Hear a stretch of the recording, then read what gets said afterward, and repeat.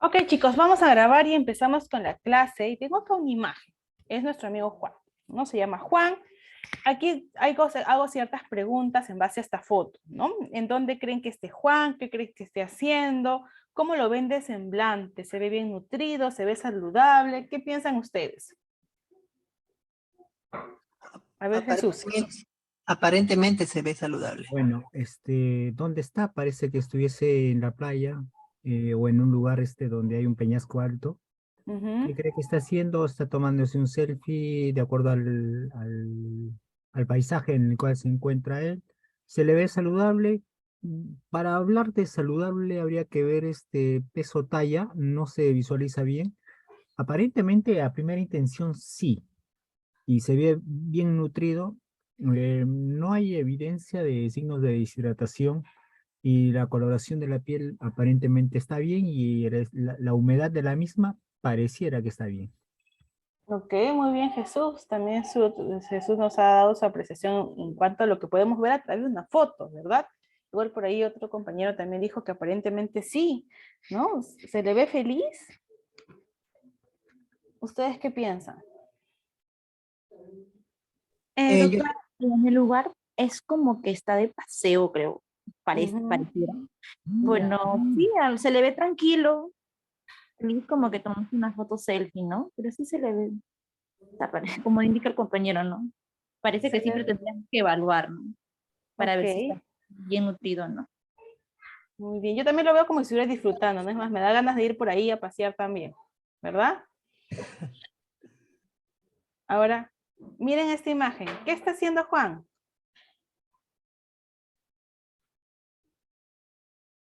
Dime, Son Jesús. reversibles. Está con una ya, gastrostomía. ajá. Está Está, comiendo. Se está está alimentando. alimentándose, está alimentándose. Es hora del almuerzo, ¿no? Está comiendo, ¿verdad? Y está comiendo por otra vía que no es la boca, ¿no? Que No, no es la usual, la que normalmente nosotros utilizamos para alimentarnos. Entonces, miren, esta es otra vía de alimentación. Aquí teníamos una persona que está disfrutando del paseo, que está feliz, que se le ve alegre, que se le ve de repente en un lugar tranquilo. Y aquí es la misma persona. Es la misma persona que está alegre, que está disfrutando del ambiente, que está haciendo senderismo, que está paseando, pero que tiene una condición en la cual la única diferencia entre nosotros y él, además que él sí está disfrutando, nosotros en clase, es el tema de que se está alimentando a través de una sonda. Entonces, el tema de hoy es soporte nutricional. Cómo el soporte nutricional, de alguna manera, no solamente tiene objetivo dentro del mantener un estado nutricional del paciente, sino también fomentar calidad de vida. Tenemos opciones de alimentación, los cuales nos permiten, a pesar de patologías o de repente inconvenientes que no me permitan alimentar por vía oral, poder tener opciones para las cuales mantener mi estado de vida saludable y mantener mi calidad de vida constante en el tiempo. Entonces, vamos a ver este tema que es tan bonito, ¿no? En el cual es una especialización, no solamente para los nutricionistas, no todo nutricionista es especialista en soporte, tampoco todos los médicos son especialistas en soporte, por lo tanto es una especialización que me gustaría que al menos alguno de los futuros médicos de Winner podría también tomarla como opción. Entonces tenemos aquí que el soporte nutricional es la administración de nutrientes tanto enterales como parenterales, es decir, hablamos de los dos tipos, que están formulados específicamente para poder mantener y restaurar el estado nutricional. Ahora, dentro de este aporte, la idea es cubrir todo. Podemos cubrir calorías, proteínas, electrolitos, vitaminas, minerales, alimentos y líquidos. Y este aporte puede ser parcial, como puede ser total también. Dentro del objetivo del soporte nutricional es cubrir necesidades metabólicas definitivamente a todo paciente que ya no va a poder alimentarse a través de su boca. Dentro de los fundamentos o criterios para un soporte nutricional correcto, ¿no? Van que el paciente no pueda, es decir, en presente, o no podrá, es decir, en futuro, comer lo suficiente para poder, ¿qué cosa? Satisfacer mis necesidades nutricionales. Si yo no puedo satisfacerlo a través de la dieta, tengo que empezar en soporte. ¿De qué manera llevo yo a cubrir mis requerimientos nutricionales? Definitivamente de los criterios siempre se va a preferir el uso de la vía intestinal antes la parenteral. Esto va a depender de otras situaciones en el paciente y patologías, pero siempre pues, pensamos en una opción enteral, ya que esto va a prevenir o va a preservar la función y la integridad de las membranas de las mucosas. Queremos que aún siga funcionando, por lo tanto siempre es nuestra vía de elección, pero va a depender de los criterios de evaluación. Hay trastornos, los cuales conocemos que a menudo van a requerir este tipo de soporte. Cuando hablamos de nutrición enteral, estamos hablando de 3 trastornos típicos. Por ejemplo, un paciente que tiene incapacidad para comer. Si no puede comer, tengo que buscar otra vía.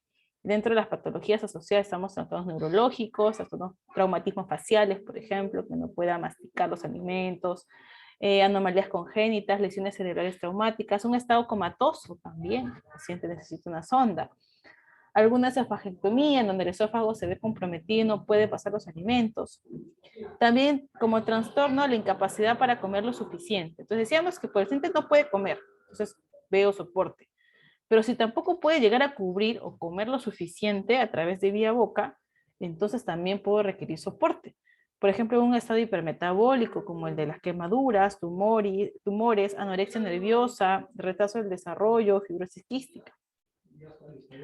Otro trastorno es el deterioro de la digestión, absorción o metabolismo. Entonces, ¿qué pasa? El paciente de repente sí puede comer con boca, pero tiene alteraciones en el tubo digestivo que no le permiten, un ratito, chicos.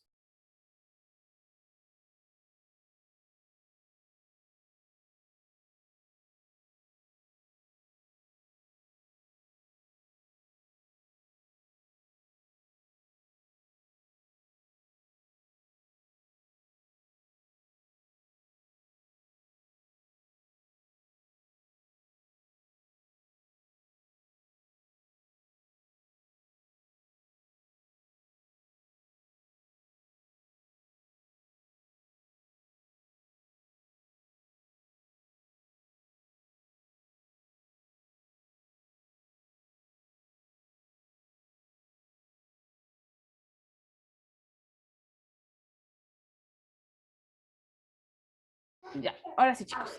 Entonces, puede ser que en este caso, parte del tubo digestivo, ¿no? De alguna manera, no pueda usted deteriorada y no permita una buena digestión o una buena absorción o el metabolismo en sí de ciertos nutrientes. Entonces, yo tengo que buscar vías en las cuales esto sí se dé.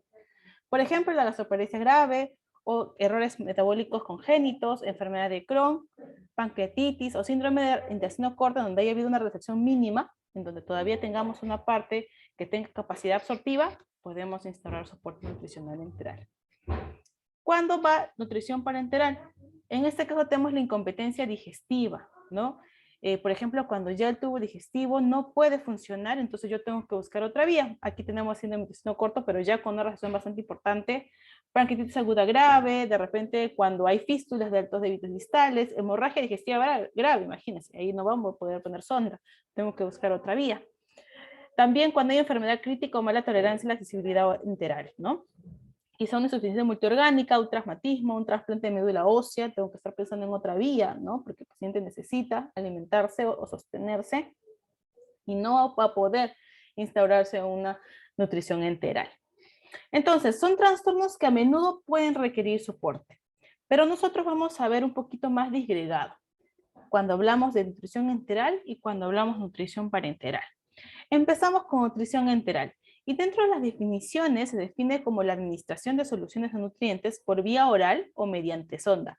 Y aquí va un boom, ¿no? Porque no solamente hablamos de nutrición enteral cuando es sonda, sino hablamos de nutrición enteral cuando es por vía oral. Y aquí se me pone a la mente como un ejemplo para poder ustedes ayudarles a entender esas dos partes. Es el Ensure. El Ensure lo conocemos todos. El Ensure lo pueden consumir aparte, un vasito, como también este mismo Ensure puede ir directamente al estómago a través de una sonda. Si un paciente consume Ensure adicional a su dieta, estamos hablando de soporte. Porque, ¿qué quiere decir? Que con la dieta no es suficiente para cubrir su requerimiento, por lo tanto necesita este complemento adicional que añada macronutrientes que le ayuden a cubrir su requerimiento. Entonces, cuando hablamos de nutrición enteral, hablamos ya sea por vía oral o mediante sonda, estamos hablando de nutrición enteral.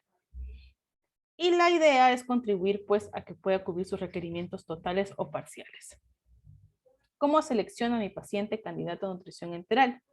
En este caso es un paciente que no puede, no debe o no quiere comer por boca, ¿no? Pero mantiene un intestino funcionante. Entonces tengo que instaurar una vía de soporte, las cuales me mantenga nutrido al paciente. Ahora, es importante mencionar que no se necesita que todo el tubo digestivo funcione. Basta que haya una actividad funcional del intestino delgado que pueda tener esta capacidad absortiva de nutrientes para yo instalar el soporte nutricional enteral. Ahora, dentro de las indicaciones para este tipo de soporte está, 1, por ejemplo, si mi paciente está desnutrido y no va a poder comer en un periodo de 5 días a más, yo ya tengo que estar pensando en soporte nutricional enteral. Si mi paciente sí está normonutrido, ¿no? Está en un estado nutricional normal, pero tampoco va a poder comer en un periodo de una semana a más, también yo tengo que estar pensando en nutrición enteral. El paciente que está en fase de adaptación, por ejemplo, en el síndrome de intestino corto, también podemos instaurar soporte nutricional enteral. O pacientes que están en seguimiento a operación quirúrgica, ¿no? También podemos instaurar este tipo de soporte. Existen vías de acceso, y es un poquito lo que vimos en la imagen. Hay accesos no invasivos y accesos más invasivos. En el caso de los no invasivos tenemos el sondaje, ¿no? Que es la popular sonda que va desde la nariz. Y puede ir desde la nariz al estómago, y eso se llama nasogástrica, como puede venir de la nariz hacia el duodeno, eso se llama nasoduodenal, o puede venir desde la nariz hasta el yeyuno directamente, y se llama nasoyeyunal. También dentro de las invasivas tenemos las gastrostomías y la yeyunostomía, que en este caso van directamente hacia el estómago o directamente hacia el yeyuno, ¿no? En esta manera ya va una conexión directa. Entonces, estas son las vías de acceso, las cuales podemos clasificarlas como de corto o de largo plazo. Se llaman de corto plazo las nasoentéricas, es decir, las nasogástricas, las nasoduodenales o nasoyeyunales, las que van en tubo desde la nariz hacia un punto del tubo digestivo. En este caso, las nasogástricas son generalmente las de primera elección, son las más sencillas en colocar, la que se coloque en menor tiempo, y por lo tanto pues podemos iniciar la alimentación mucho más rápida, pero no duran más de 3 a 4 semanas de duración, ¿ok? Entonces, si yo estoy buscando una vía de alimentación a corto plazo, puedo pensar en la nasogástrica. Igual con la nasoduodenal o con la nasoyeyunal, que si bien es cierto, el tubo va dirigido a una parte del tubo digestivo, perdón, en una parte del intestino. Esto normalmente se da por indicaciones, ya sea de que hay un riesgo de broncoaspiración o que el paciente de repente tenga algún tema de problemas de vaciamiento gástrico, ¿no? Y no permitan utilizar el estómago como la vía de alimentación principal. Y luego están las de largo plazo, que son las ostomías, ¿no? Y aquí está nuestro amigo Juan nuevamente, ¿no? Esta es una foto, es una figura en realidad sacada de un libro, ¿no? En el cual justamente es un hombre con una sonda de gasostomía practicando senderismo, ¿no? Lo que le decíamos hace ratito al inicio, ¿no? Estas ostomías son de largo plazo, normalmente en pacientes que tienen que utilizarlas por más de 3 a 4 semanas, ¿no? Es decir, por más de un mes, por mucho tiempo necesitan a veces utilizar ostomías, entonces es la de largo plazo. En estos casos se utiliza lo que conocemos como sonda PEG. Es una sonda que permite justamente instaurar directamente esta ostomía. Tiene aquí como una bolsita de retén en la parte inferior que permite de alguna manera que no se salga el tubo. Y algo es importante mencionar, así como lo tiene Juan en su piel y como lo vemos aquí en esta imagen, la piel en una ostomía tiene que quedar así. Una buena ostomía tiene que quedar con una piel tersa, nada enrojecida. Y de esto se encargan pues especialistas, no solamente el médico especialista en soporte, sino también la enfermera, ¿no? Las cuales de alguna manera van a cumplir un papel importantísimo con el tema del cuidado de esta sonda y con el tema de la capacitación al paciente para que se pueda cuidar esta sonda.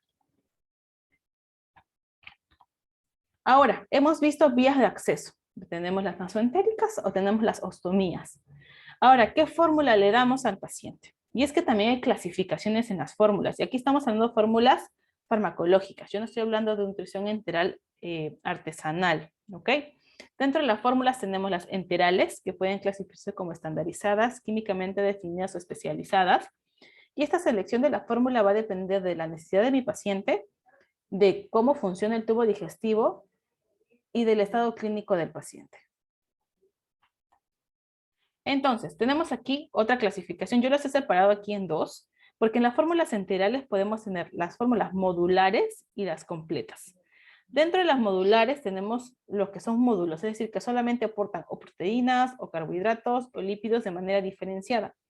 Y tenemos las completas, que son estas que se clasifican, ¿no? Que aportan todo el pool de nutrientes. Las poliméricas o estandarizadas, que son las estándares, aquí podemos encontrar el Ensure, por ejemplo, o el Geria Plus. También es importante considerar que en este grupo también están las que son de alguna manera suplementadas con fibra, o las que son concentradas, o las que son para patologías específicas. Por ejemplo, se me ocurre Glucerna, ¿no? Que es una estandarizada, pero está evocada o formulada para un paciente que es intolerante a la glucosa. Entonces tenemos las poliméricas o estandarizadas. Una gran, de alguna manera, una gran indicación en este caso es que los macronutrientes vienen intactos.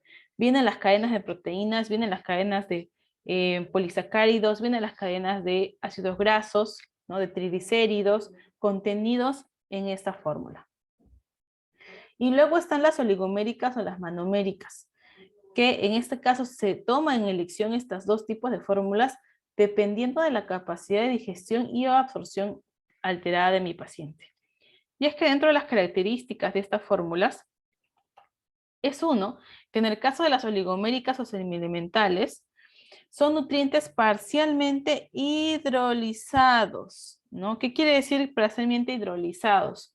Que el paciente, en este caso, cuando hablamos de hidrolización, estamos hablando de lo que realizan nuestras enzimas. Cuando entra un polisacárido a nuestra boca, nuestras enzimas empiezan a dividirlas, a hidrolizarlas, las convierten en disacáridos, ¿no? Y luego sigue la hidrolización hasta que llega a glucosa, que es la forma en las cuales absorbemos el carbohidrato. Entonces, una oligomérica o semielemental, los nutrientes van a ir parcialmente hidrolizados. Las proteínas van a representar en promedio el 20% de valor calórico total de la fórmula y van a estar presentes como oligopéptidos, como dipéptidos y como tripéptidos. Los carbohidratos van a representar entre el 40 y el 60% y van a estar presentes como maltodextrinas o como disacáridos. Las grasas van a estar entre un 5 al 55% y van a predominar los triglicéridos de cadena media. Va a haber presencia de omega 3 y omega 6 y tiene una osmolaridad entre 300 y 600 milimoles por litro. En el caso de las monoméricas o elementales, aquí la gran diferencia es que van a haber nutrientes totalmente hidrolizados, como en el caso de la proteína. La proteína va a estar completamente hidrolizada. ¿Qué quiere decir? Que va a haber la forma del aporte proteico va a ser en aminoácidos libres. Va a haber aminoácidos libres en la formulación. El carbohidrato va a estar presente como maltodextrina y en muchos casos como glucosa directamente. Esta fórmula tiene un aporte de grasa bastante disminuido, entre 1 a 15%, normalmente glutaminada libre y tiene una alta osmolaridad, normalmente mayor a 450 milimoles por litro. Una característica más de esta elemental o monomérica es que no tiene residuos, es decir, es una fórmula en la cual no hay fibra. Y normalmente es normoproteica, es 1 kilocaloría por cada cc. Entonces, si hablamos netamente de proteínas, una fórmula también podría ser hipoproteica, normoproteica o hiperproteica. Independientemente de que sea estandarizada, elemental o predigerida, se llama hiperproteica cuando en la formulación hay menos del 10% de valor calórico total o menos de 35 gramos de proteína por litro. Se llama normoproteica cuando va entre 10 a 15% de valor calórico total o de 35 a 50 gramos por litro de la fórmula. Y es hiperproteica cuando lo calcula entre 16 al 25% de valor calórico total o hay más de 50 gramos por litro de fórmula. En el caso de los carbohidratos, aquí sí varía entre un 30 al 85% de las calorías totales dependiendo de qué tipo de fórmula sea. Normalmente las fuentes son los jarabes de maíz o también puede ser almidón de maíz o maltodextrina. ¿no? Y en algunos casos que se utilizan vía oral, como por ejemplo en el Ensure, se utiliza sacarosa, ¿no? Es por eso que es tan dulce. En el caso de los lípidos, tenemos también un aporte entre el 1,5 y 55%, dependiendo si es estandarizada, oligomérica o monomérica. Normalmente las fuentes son los aceites, ya sea de maíz, de soya, de girasol, de cártamo, de colza. Y en el caso de las fórmulas elementales, normalmente va a haber presencia de triglicéridos de cadena media. Entonces, hemos visto vías de acceso. Hemos visto tipos de fórmula. Ahora tenemos que ver las vías de administración. ¿Cómo lo voy a administrar? En este caso hay dos tipos de administración. La administración intermitente y la administración continua. Se llama administración intermitente cuando justamente su nombre lo dice, hay pares, ¿no? El paciente de repente consume 300 cc a las 8, 300 cc a las 11, 300 cc a las 2, 300 cc a las 4, 300 cc a las 7.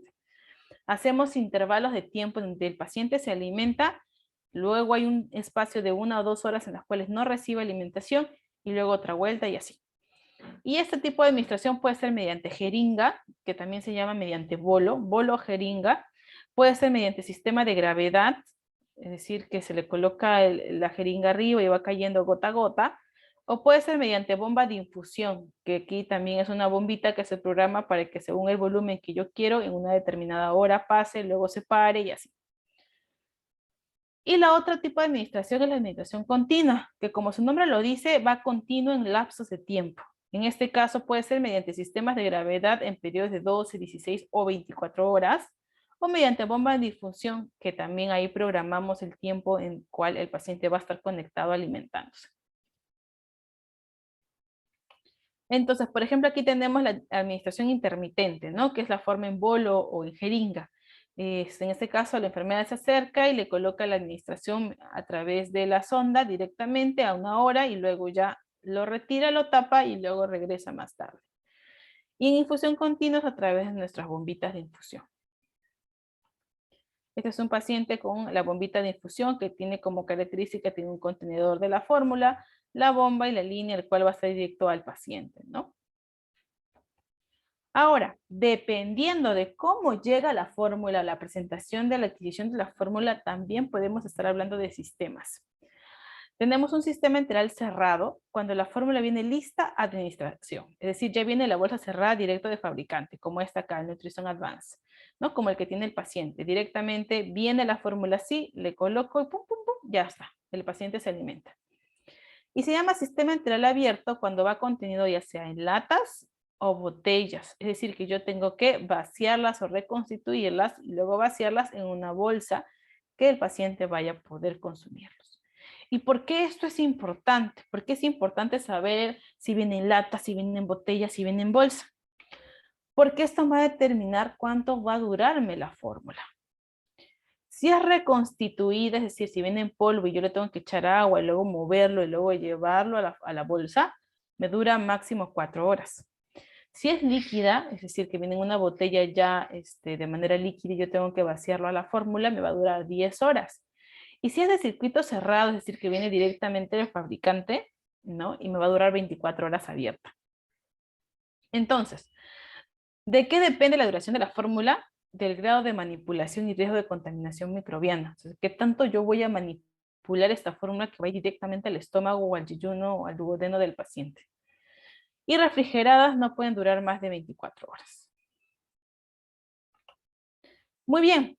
Ahora vamos con nutrición parenteral. En nutrición enteral hemos visto duración, corto o largo plazo, hemos visto vías de acceso, hemos visto tipos de fórmulas, hemos visto tipos de administración y hemos visto sistema en la cual podemos tener estas vías de soporte nutricional enteral.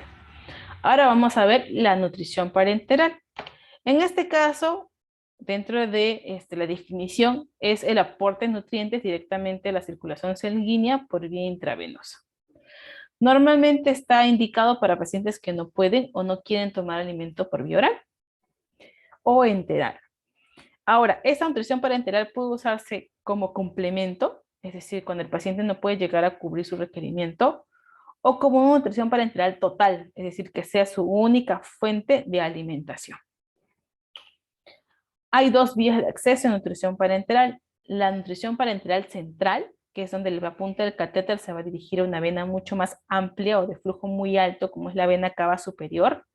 Y tenemos la nutrición parenteral periférica, que es la donde el punto del catéter se va a insertar en una vena pequeña de mucho menor diámetro, como son las venas de la mano o el antebrazo. Ahora, ¿cuál es la diferencia entre ellas? En este caso, cuando hablamos de nutrición parenteral central, además de que sea una vena de gran diámetro, aquí en este tipo de vena podemos administrar todos los macronutrientes, macros y micros. ¿Por qué? Porque ese tipo de vena puede tolerar una osmolaridad mayor a 900 milismoles por litro. Es por eso que esta es la vía de elección cuando el paciente tiene que estar con nutrición parenteral por más de 2 semanas.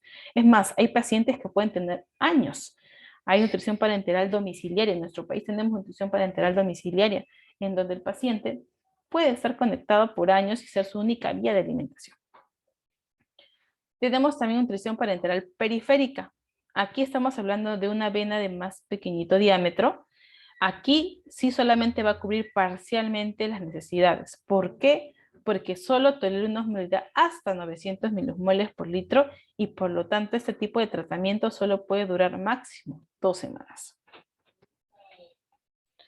Ahora, ¿cuáles son los componentes de un NPT? ¿Qué es un NPT? Es una nutrición parenteral total, es decir, que yo voy a usar esta nutrición parenteral para cubrir todo el requerimiento.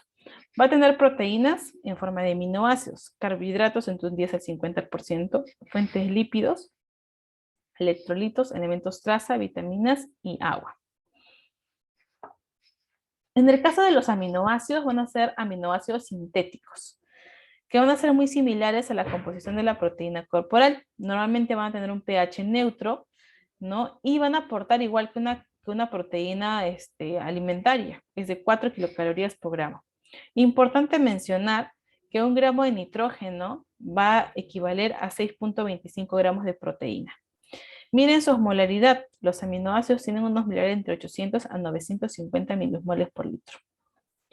En el caso de los lípidos, aquí van a ser emulsiones lipídicas en realidad, que van a ser fuentes de aceites, ya sea de cártamo, soya, coco, olivo. También pueden ser de fosfolípidos de la yema del huevo o de glicerol. En este caso, lo que tenemos que asegurar es que nos aporten ácidos grasos esenciales.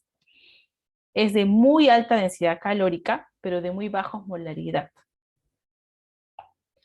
Y luego están los carbohidratos, que en este caso a nivel parenteral solamente se utiliza la glucosa. Y quise poner esto porque antes pensábamos que a nivel de nutrición parenteral solamente tendríamos que administrar glucosa a través de vía intravenoso. Pero ¿qué se ha visto? Que cuando solo usamos glucosa como único sustrato, en realidad lo único que estamos haciendo es incrementar el riesgo de hiperglucemias en el paciente, diuresis osmótica y deshidratación. También probablemente un paciente que solo se alimente con glucosa va a tener necesidad de utilizar insulina exógena, va a haber una disminución de la función hepática, formación de hígado graso no alcohólico, esto es muy común, ¿ah? La formación de hígado graso no alcohólico, un paciente que ha estado de repente con una nutrición vía intravenosa y solamente una glucosa, probablemente empiece a desarrollar ese tipo de formación de hígado graso.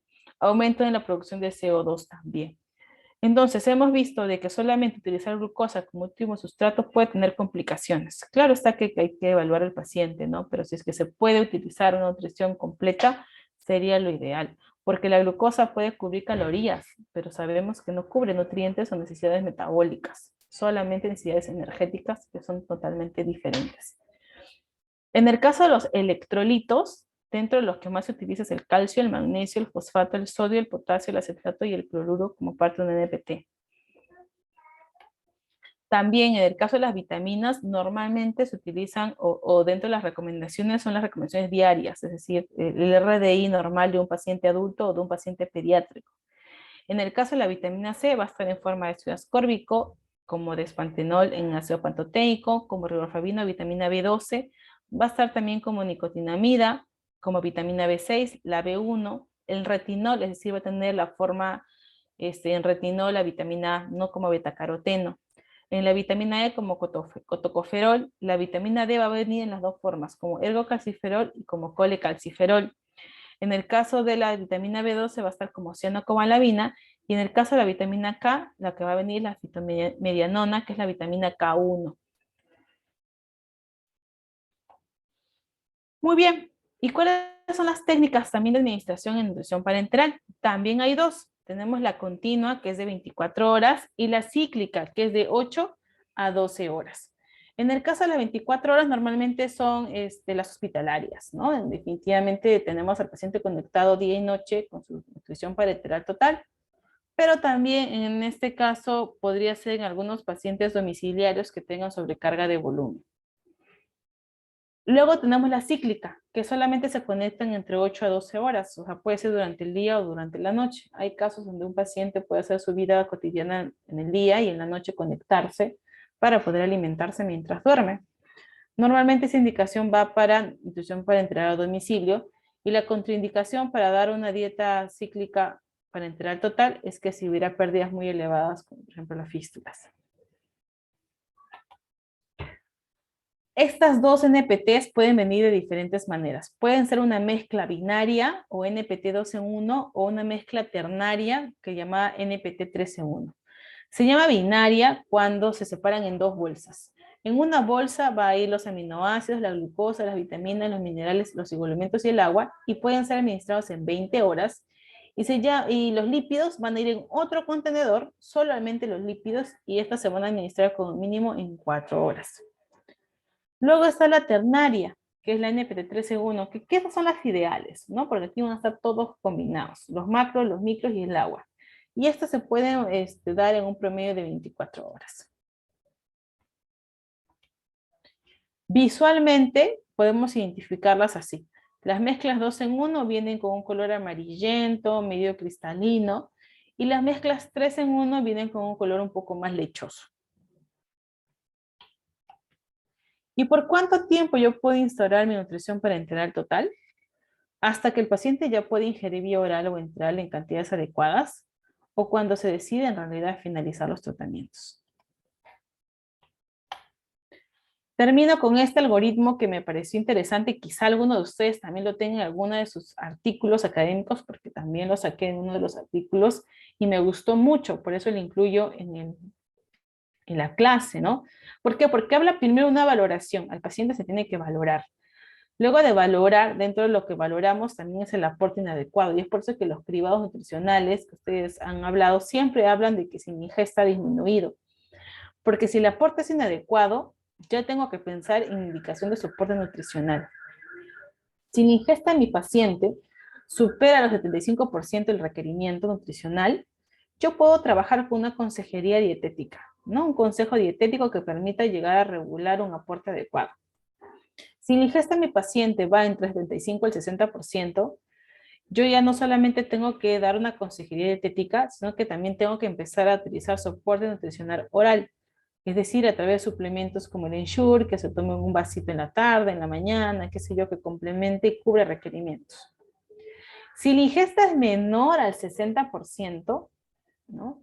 Y ese requerimiento se ve constante en 1 o 2 semanas, o va a estar así por 1 o 2 semanas, yo tengo que pensar en mi sonda, mi nutrición enteral por sonda.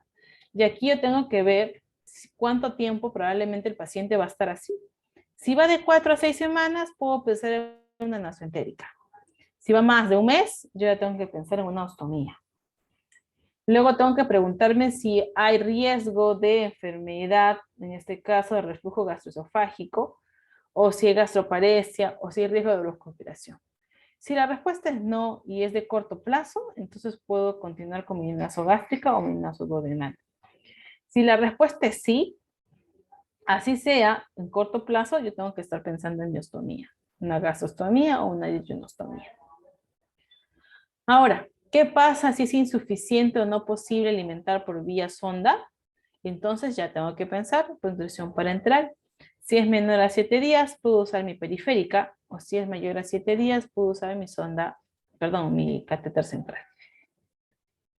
Entonces, este algoritmo es interesante, ¿no? Porque nos permite ver el aporte inadecuado a través de una valoración nutricional y qué decisiones tomar frente a qué tipo de soporte.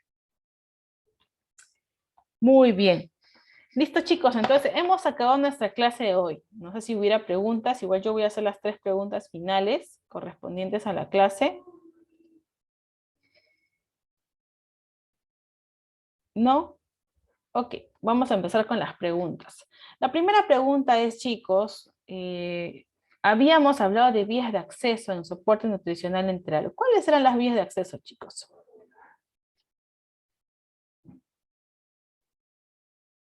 A ver, si no hay voluntarios, pregunto de la lista.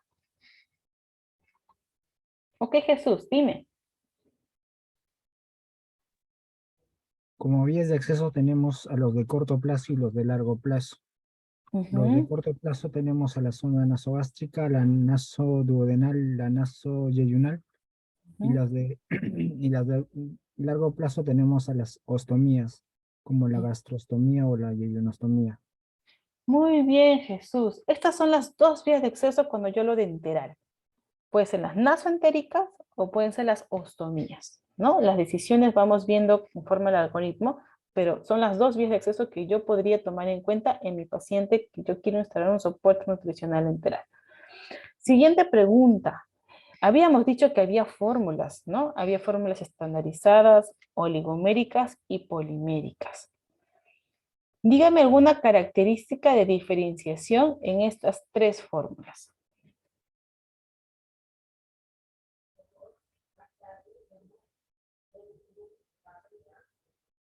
¿Por qué son diferentes? Porque uno se llama polimérica, oligomérica o monomérica.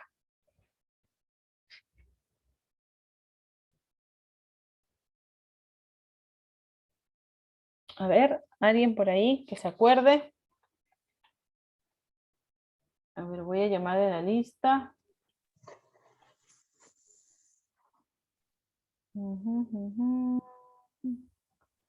Ok, María Teresa Ferrer. María Teresa.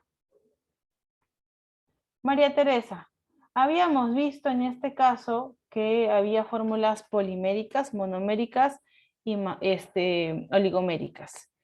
¿Qué te acuerdas? ¿Por qué se separaban de esta manera? ¿Qué había de diferente?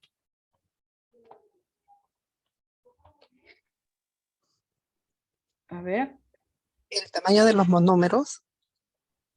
Ya, el tamaño del nutriente, por así decirlo, ¿no? En este caso, los nutrientes, la forma de presentación del nutriente iba a ser diferente. Si pongo, por ejemplo, las proteínas de ejemplo, van a ser, en una estandarizada, va a venir toda mi cadena de proteínas intacta. En una oligomérica van a venir dipéptidos o tripéptidos. Va a ser parcialmente hidrolizada.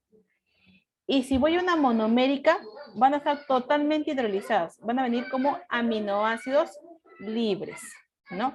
Entonces, esa es una gran diferencia, por ejemplo, en el caso de nuestros tipos de fórmulas. Y un ejemplo de un paciente que de aminoácidos así libres. Por ejemplo, un paciente que sea, a ver, un niño, por ejemplo, un pediátrico, un paciente que tenga intolerancia a la proteína de leche de vaca. Un paciente que tenga ese tipo de intolerancia, entonces probablemente va a tener que tener una fórmula maternizada con aminoácidos libres, porque si le damos la otro tipo de fórmula, se viene en diarrea. Es un ejemplo, ¿no?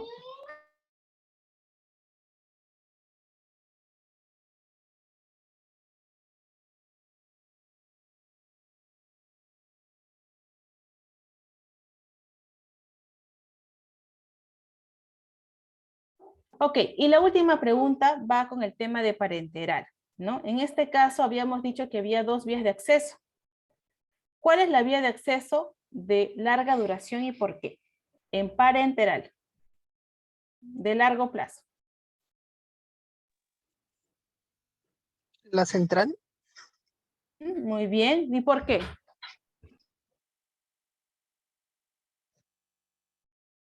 ¿Por qué sería de largo plazo en este caso? La nutrición parenteral central. A ver, por ahí alguien. Porque se trata de, o sea, de un vaso sanguíneo en la cual es un vaso grande, de gran calibre, de gran flujo sanguíneo, entonces en la cual puede soportar esos nutrientes de manera continua y duradera, ¿no? En cambio, en las venas y periféricas, la duración de de un catéter o de algo, de un cuerpo extraño, como que la duración es menos en tiempo.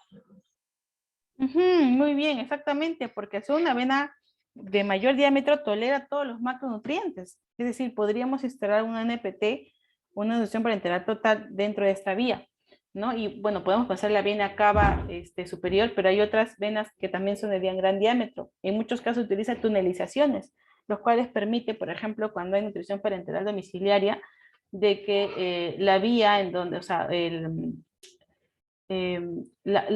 lugar donde va a estar ubicado, la forma de alimentación va a ser en una pierna, en donde hay una tunelización a través de una femoral. Entonces, de esta manera podríamos tener no solamente un paciente de largo plazo con una nutrición parenteral, sino también un paciente con una mejor calidad de vida. Muy bien, listo chicos. Entonces, hemos acabado nuestra clase de soporte nutricional. Este tema también entra al parcial. Nos vemos con todos la semana del parcial y de ahí en la semana 9. Profesora, no se olvide de colocar mis puntitos de participación. Sí. Guerra, y también me faltó por ahí Raúl, ¿no? Rojas Rivera, sí, otra. Ajá. Jesús, Raúl y Guerra. Dime, Meyu. Doctora, disculpe, respecto a la asistencia, entré casi 5 minutos tarde. Ok, ahora voy a revisar ¿Me el podrá chat. considerar, por favor? Ya, no te preocupes, ahora reviso el chat. Ok, muchas Listo gracias. chicos, nos vemos con todos en práctica.